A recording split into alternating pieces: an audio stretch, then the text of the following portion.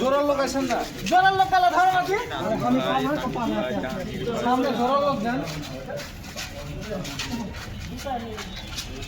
আগে গেলাম।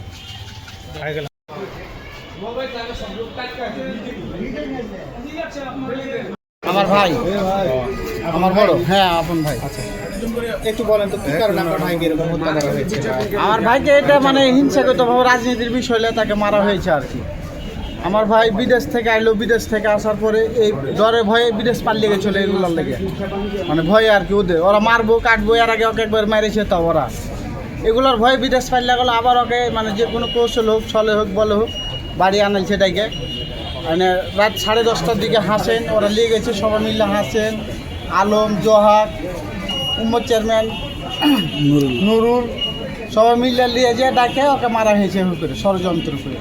এতদিন জানতাম যে আমার ভাইকে নিখোঁজ করা হয়েছে, কোথায় রেখেছে, এখন পর্যন্ত তো আমরা সেটা জানতে পারিনি। এখন আমরা ভাইকে পাইছি। এখানে কেমন করে মোবাইল জায়গাতে মোবাইল, টাকা, এই সিগারেটের প্যাকেট কীভাবে থাকে, টাকাগুলো চোরসভাবে ভিজে নি। একটা টাকা যদি 17-18 দিন থেকে ভিজে, টাকাটা আস্তে আস্তে ফুসফুসে অনেক মোটা হবে। কিন্তু টাকার বান্ডিলটা পুলিশরা দেখেছে, সবাই দেখেছে যে টাকাটাতে কিচ্ছু হয়নি, কোনো স্পটই পড়েনি, ঠিকভাবে ভিজে নি টাকাটা। কি চাইছেন আপনারা? আমরা এটা মানে সঠিক ন্যায্য বিচার যেটা, আমরা সেটা চাই আর কি। ন্যায্য বিচার মানে এর পিছে যাদের হাত আছে তাদের হাতও জানে না থাকে, ওদের হাত জানে ভাঙ্গা হয়, উপড়া হয়, সেটা আমাদের দাবি, সবার দাবি আর কি।